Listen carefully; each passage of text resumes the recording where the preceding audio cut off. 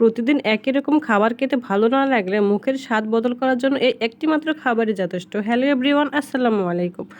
আজ আমি আপনাদের সাথে শেয়ার করব অত্যন্ত মজার, মুখরোচক এবং ঝাল ঝাল করে ভর্তা রেসিপি বা চাটনি রেসিপি।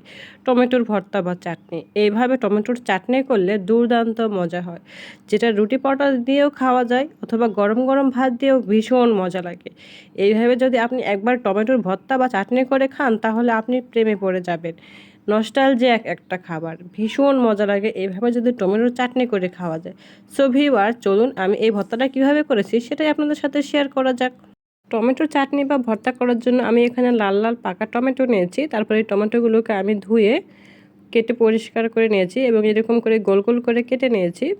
তারপর আমি দিয়ে দেবো খুবই অল্প পরিমাণের লবণ এবং দিয়ে দেবো কিছু পরিমাণের হলুদ এবং তার সাথে দিয়ে দেবো খুবই সামান্য পরিমাণের গুঁড়া মরিচ এবং তার সাথে দিয়ে দেব খুবই অল্প পরিমাণের জিরার গুঁড়া দিয়ে সবগুলো উপকরণ খুব ভালোভাবে মিশিয়ে নেব। এভাবে ম্যারিনেট করে ভর্তাটা, যদি টমেটোর ভর্তাটা করা যায় দুর্দান্ত লাগে খেতে। তারপর আমি 5 মিনিটের জন্য ম্যারিনেট করে নিয়েছিলাম। তারপর ভর্তাটা করার জন্য আমি একটা ফ্রাই প্যানে দিয়ে দেব কিছু পরিমাণে সরিষার তেল। সরিষার তেলের বদলে সাদা তেল দিয়েও এটা ভাজা যায়। তারপর দিয়ে দিব টমেটো। আর এইভাবে যদি টমেটোটা ভেজে রান্না করা যায় বা ভাজি করে ভর্তা করা যায় তাহলে ভীষণই মজা লাগে। এভাবে যদি টমেটো ভেজে চাটনি বা ভর্তা করা হয় সেটা দুর্দান্ত রকমের মজা লাগে। টমেটোগুলোকে খুব ভালো করে ভেজে নিব আমি। এক পাশ হওয়ার পরে অপর পাশে খুব ভালো করে ভেজে নেব। উল্টাপাল্টা করে দিয়ে ভেজে নিলে খুব ভালোভাবে অল্প সময়ের মধ্যেই ভাজা হয়ে যায়। আর ভর্তাটা কিন্তু খুব ঝটপটভাবে তৈরি করা যায়। মাত্র 5 মিনিটের মধ্যেই আপনি এই ভর্তাটা করে গরম গরম ভাত দিয়ে খেতে পারবেন। দুর্দান্ত মজার একটা ভর্তা হয়। তারপর একেবারে একটু পোড়া পোড়া করে ভেজে নিতে হবে, তাহলে কিন্তু টমেটোর যে ভর্তা বা চাটনিটার আসল স্বাদ সেটা কিন্তুই পাওয়া যাবে। তারপর আমার টমেটোগুলো হয়ে গিয়েছিল, উঠিয়ে নিয়েছিলাম।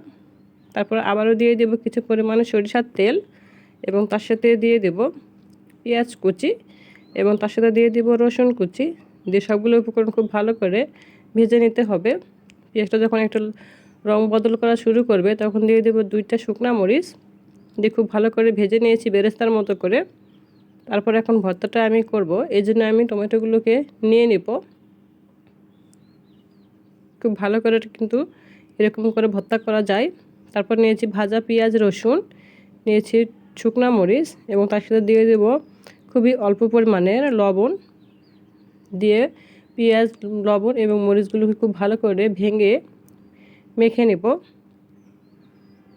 মাখানো হয়ে গেলে তখন আমি দিয়ে দেব খুবই অল্প পরিমাণের সরিষার তেল, কারণ আমি সরিষার তেল দিয়েই সব কিছু ভাজি করে নিয়েছি, তাই সরিষার তেলটা অল্প পরিমাণে দিলেই ভালো লাগবে। তারপর টমেটোগুলোকে হাত দিয়ে খুব সহজেই ম্যাশ করে নেওয়া যায়।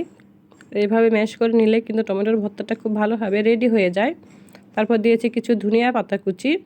ধনিয়া পাতা কুচি দিলে এই ভর্তার স্বাদটা দ্বিগুণ বেড়ে যায়, ভীষণ মজা লাগে খেতে।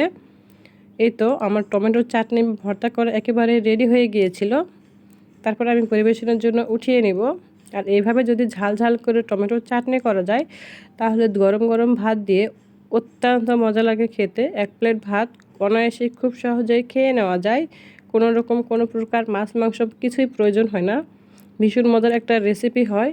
সো ভিউয়ার্স, আমার রেসিপিটি কেমন হয়েছে অবশ্যই কমেন্টে করে বলবেন।